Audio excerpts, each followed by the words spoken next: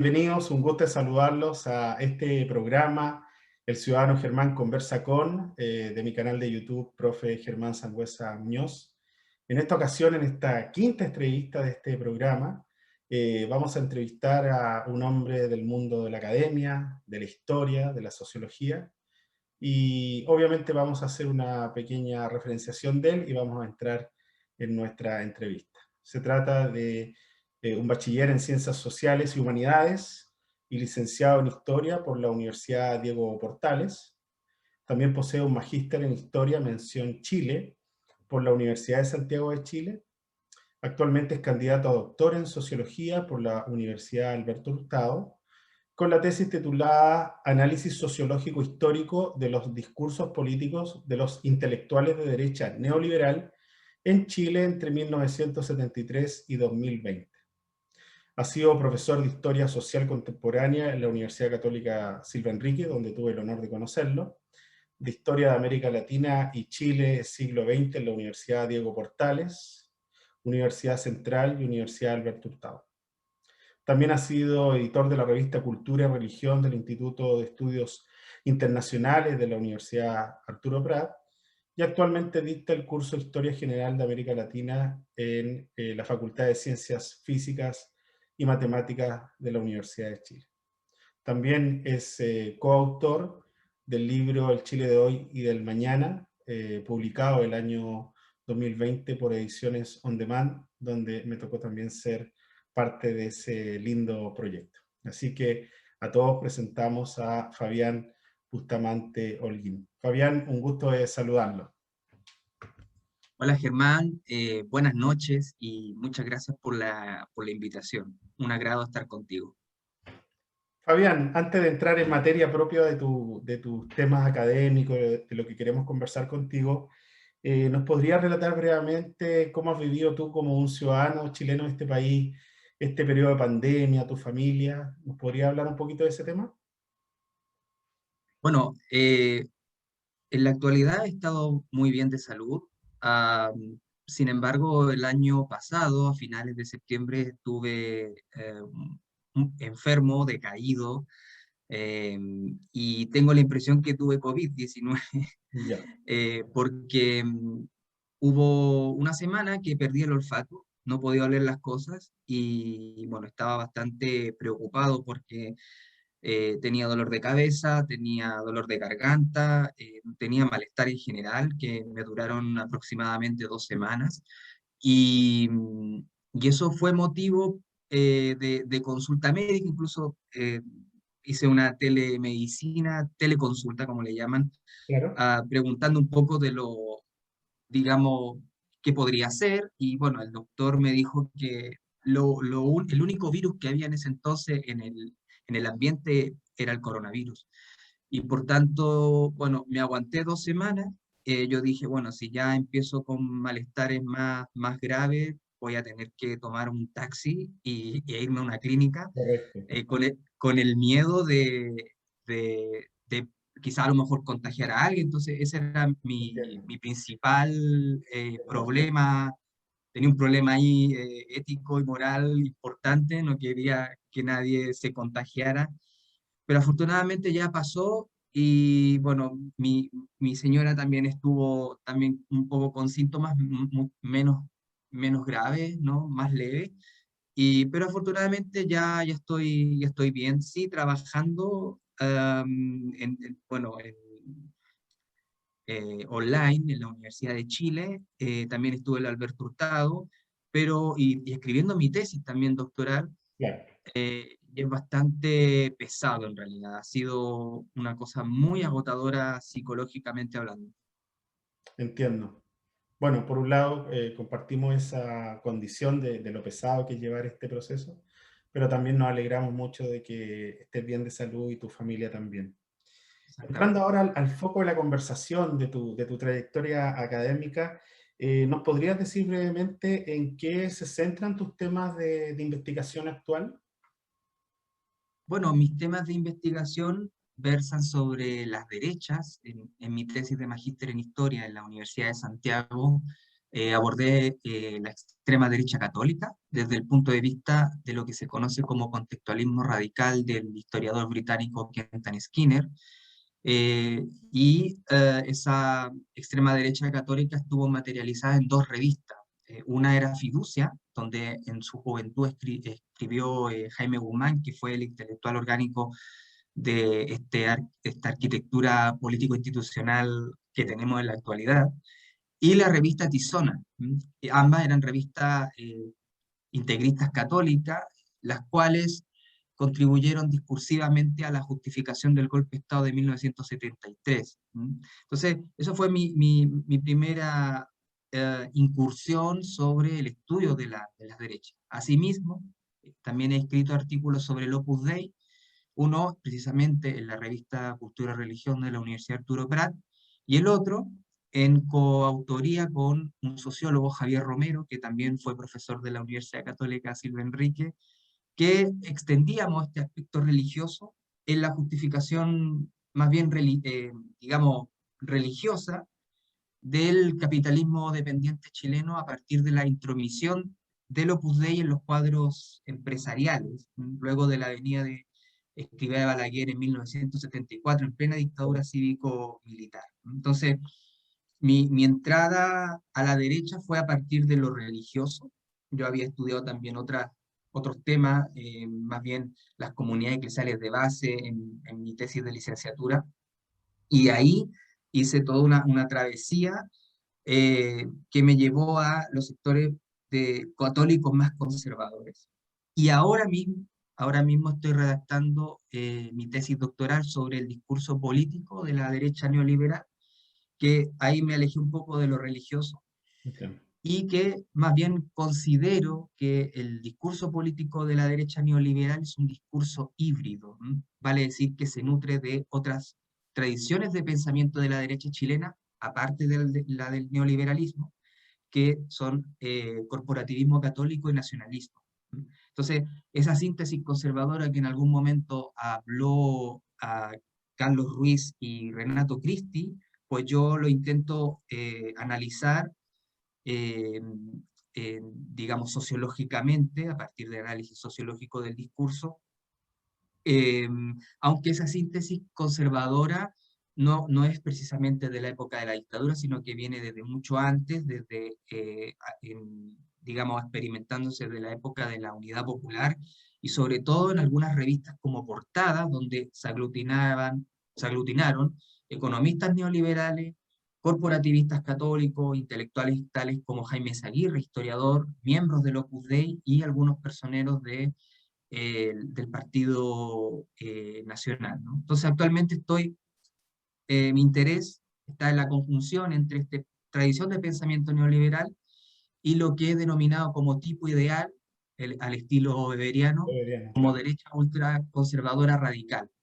Y dentro de esa derecha ultraconservadora radical, pues considero que ahí está el corporativismo y el nacionalismo, respectivamente, que han hegemonizado el campo político, económico, social y cultural en estos 47 años en nuestro país, y que además no solamente, y eso es una de las ventajas que tiene el análisis sociológico del discurso, que no solamente se enfoca en los aspectos pragmáticos del discurso, o sea, las materialidades o efectos, sino también en los aspectos internos del discurso, que eso me parece muy interesante, que permite el análisis, por ejemplo, del contenido, vale decir, ver cuáles son las categorías, cuáles son los temas, y poder hacer una jerarquía de relevancias en los cuales ver cuáles son internamente los temas que aparecen ahí, y luego uno empieza a comenzar a hacer otro nivel de análisis que tiene que ver con lo contextual, es decir, con la intertextualidad, como hablaba Farclub,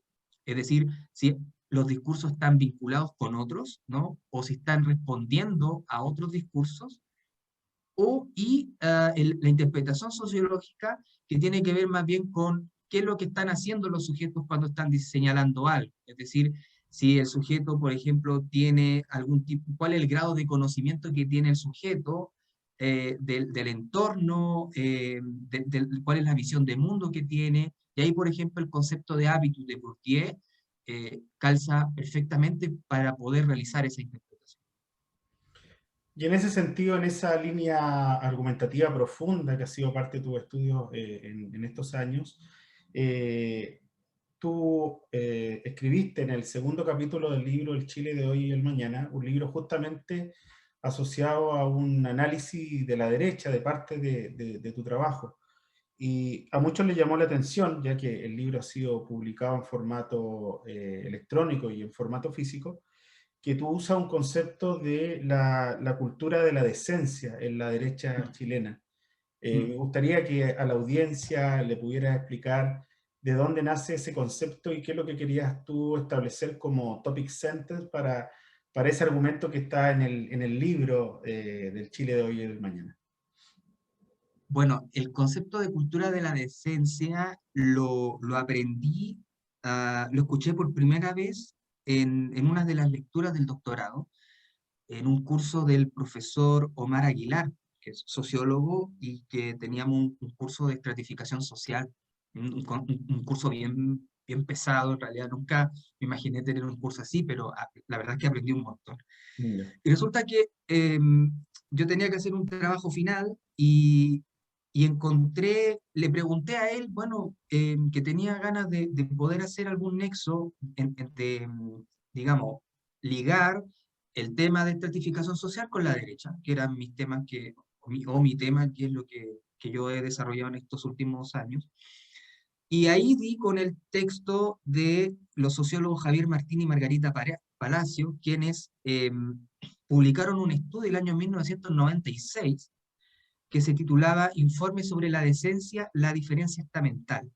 Entonces, el concepto de la cultura de la decencia apunta básicamente que hay una estratificación al interior de las clases populares en Chile. Ya. Entonces ellos, a partir de un trabajo de entrevista, señalaban que existía un pobre que era decente, ¿no? Y era decente porque asumía ciertos valores, y esos valores estaban más bien ligados a que por sí mismo podía salir de la pobreza mediante el trabajo duro, a contrapelo de un otro pobre que más bien era considerado flojo y que buscaba la ayuda del Estado. Entonces, lo interesante de este concepto de la decencia es que al interior de las clases populares en Chile, en esa época, recién estábamos bueno, en transición, todavía estaba lo enclave autoritario y tal, eh, hay una estratificación dentro de de las clases populares, ¿no? Y lo interesante es que, como señalaban los propios autores, la decencia constituiría una percepción finalmente, puesto que en la práctica esos pobres decentes o que compartían esos valores seguían siendo pobres. Entonces, la única diferencia entre ese pobre decente y el otro pobre era más bien la adopción de estos valores que estaban más bien vinculados a esto que es muy neoliberal, que es el tema del esfuerzo individual, ¿no? Del emprendedurismo, de ser, digamos, no rígido, sino que ser metódico, no tomar alcohol, por ejemplo, tener una vida recta, que también un poco se vincula a cierta moral religiosa pentecostal, ¿no? Metodista pentecostal, que también hay ahí en cierto modo un cruce importante. Entonces, de esa idea, yo intenté ligarlo con esta derecha social que en algún momento emergió a través del discurso de José Manuel Osandón. Entonces, intento unir ese discurso de esa derecha social que iba orientado hacia el emprendedor, hacia el chileno de esfuerzo, al chileno de clase media, entre comillas, o de sectores populares, ¿no? Con estos valores de la decencia, ¿no? Entonces, ese discurso de alguna manera está orientado a ese sector popular que cree en que pueden eventualmente salir de su estado actual a través de ese esfuerzo individual, ¿no? Aunque en realidad en la práctica y en los números eso no haya sucedido, ¿no? Entonces, esto es súper interesante, Germán, que también aquí la audiencia lo pueda entender, que de alguna manera, en la visión académica más bien de izquierda, ese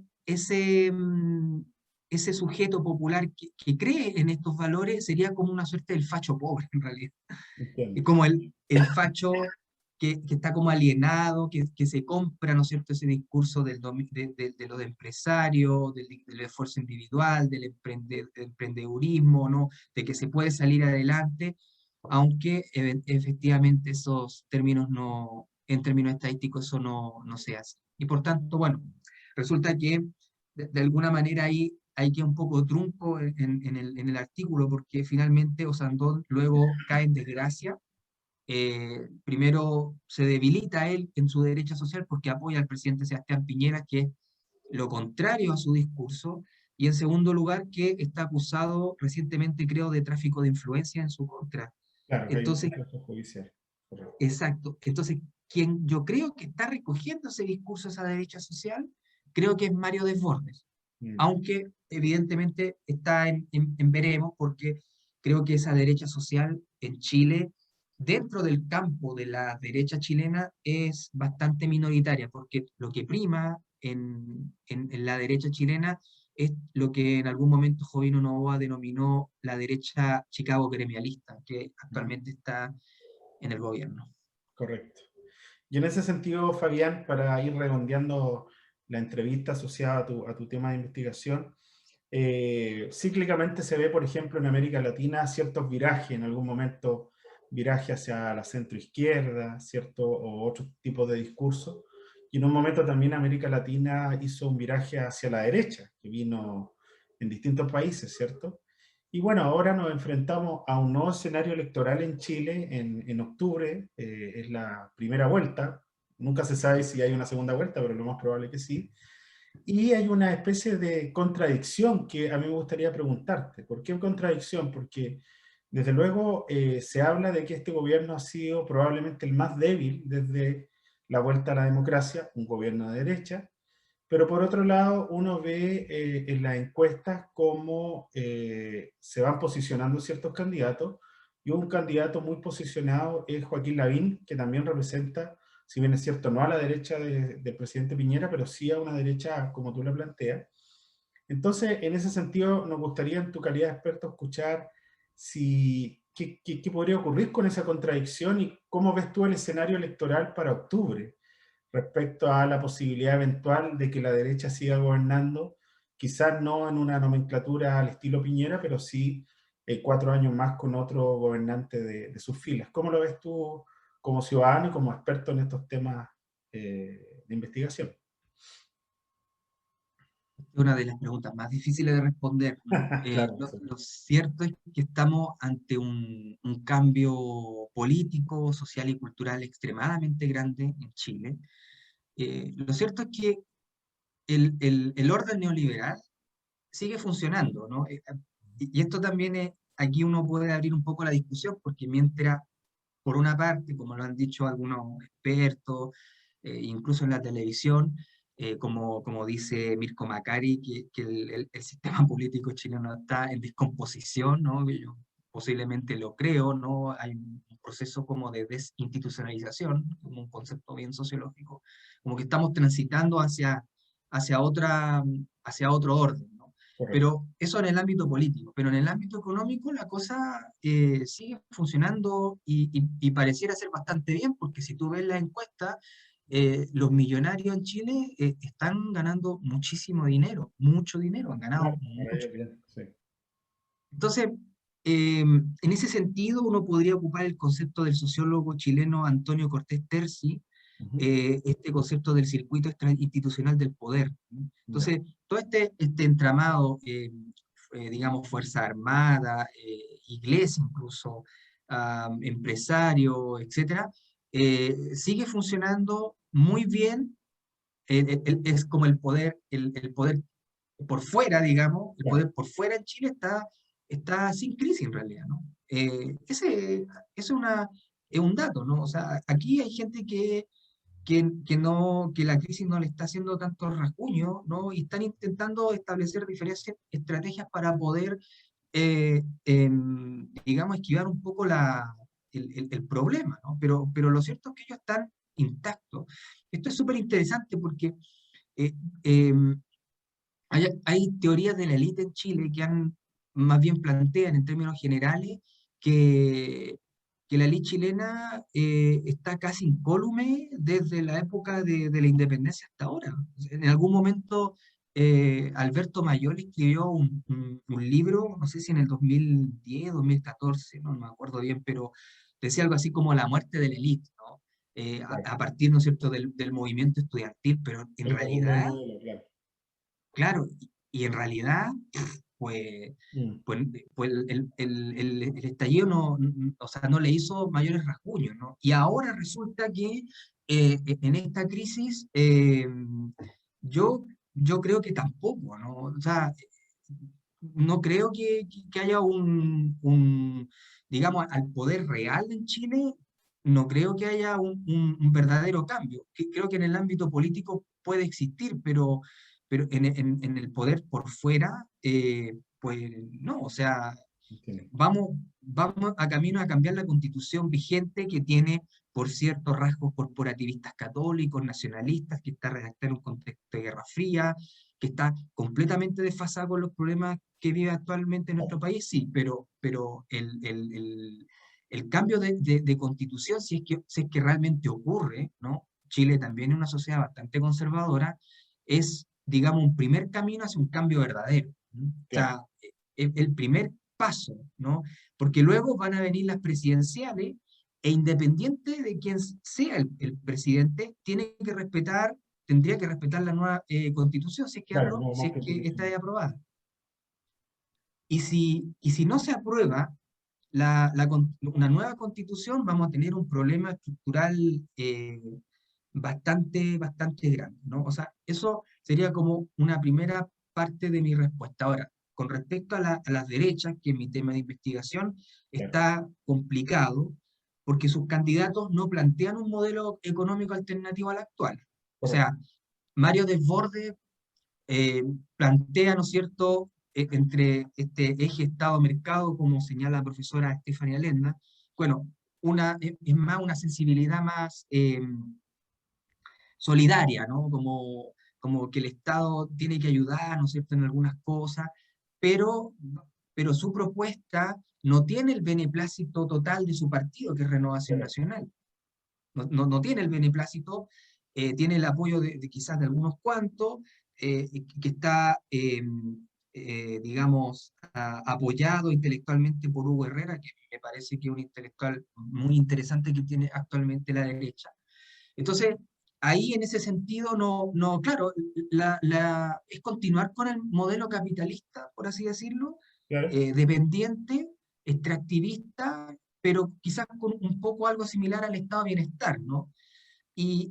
Pero el tema es que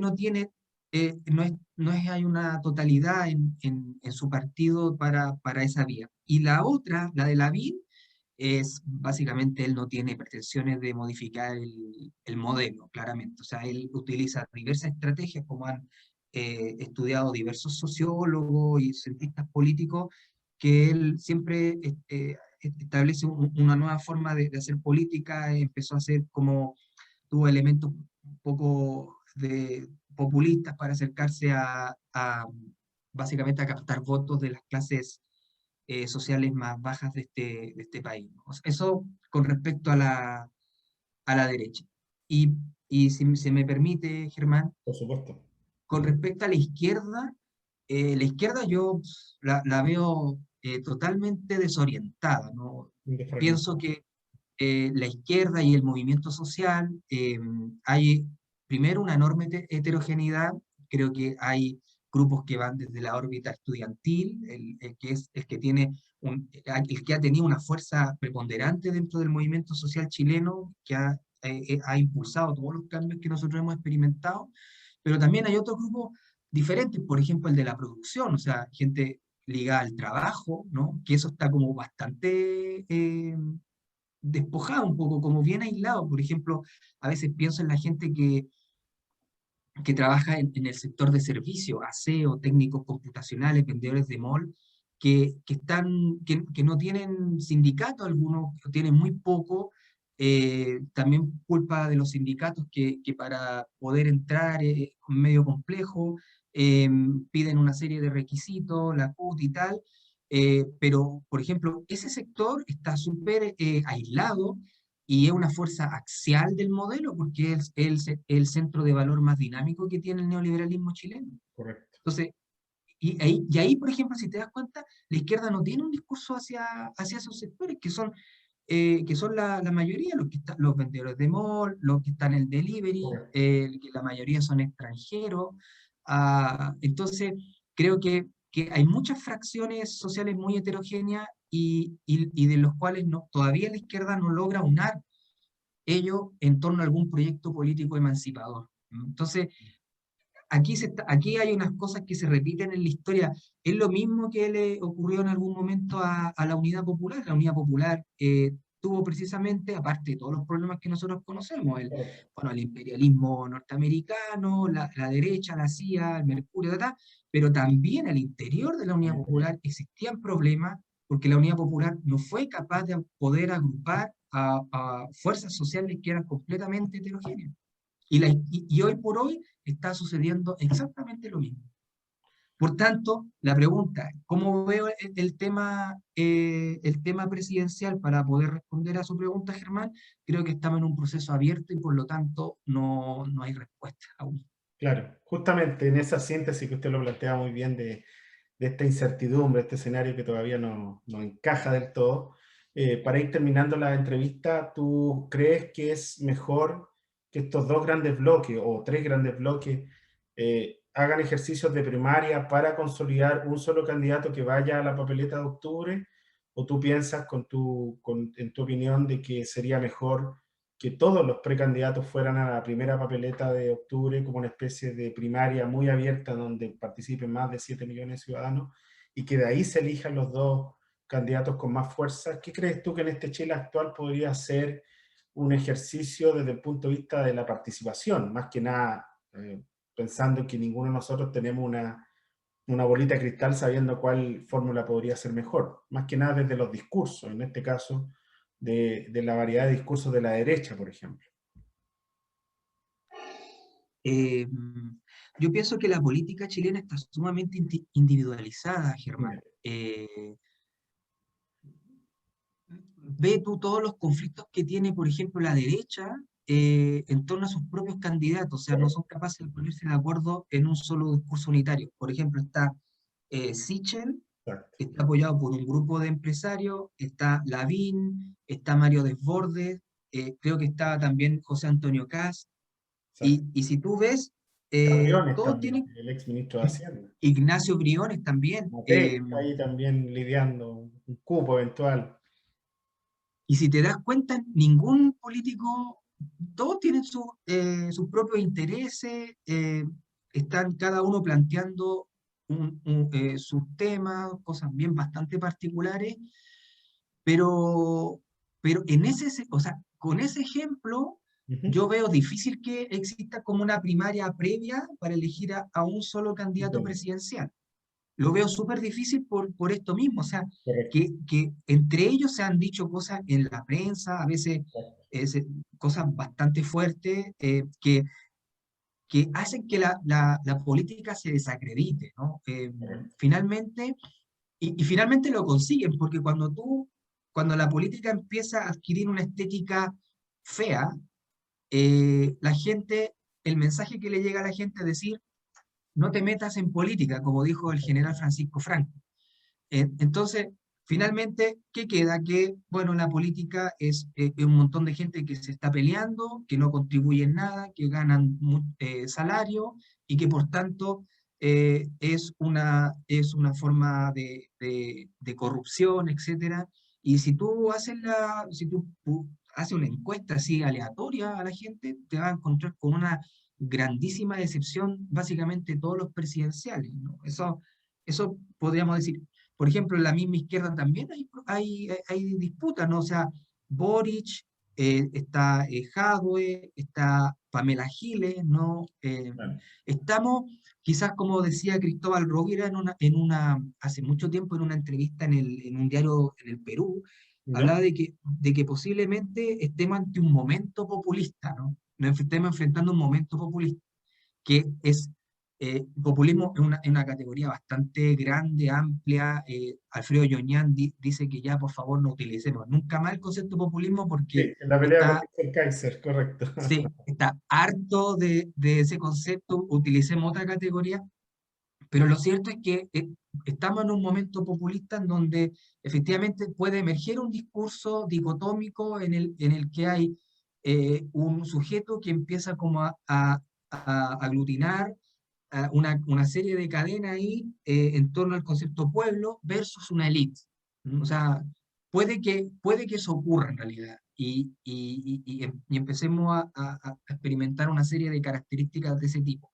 Ahora, distinto es si efectivamente ese momento ocurra o no, y si ocurre, si es que podemos llegar a pasar a un fenómeno populista, a un régimen populista. O Claro, sea, creo que son como distintas las categorías. En ese sentido, recomiendo un libro de Claudio Riveros, ya, creo que se titula El proceso populista, que es un sociólogo que estudió doctorado en la Alberto Hurtado y que hizo su tesis sobre el concepto de populismo, y me perfecto. parece que es bastante interesante la diferenciación que él hace del concepto también.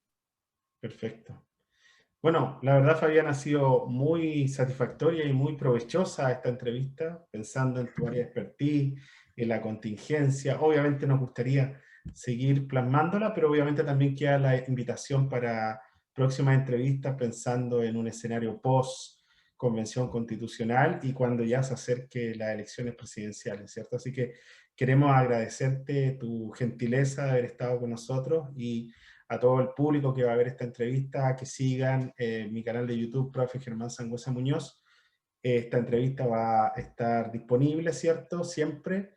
Y no nos queda más que agradecerte y desearte que estés muy bien, no solo en términos personales, sino que también en tus temas académicos. Así que un gusto y nos despedimos ambos de la audiencia de este canal. Que estén muy bien. Bye bye. Bueno, muchas gracias. Hasta luego. Chao, chao.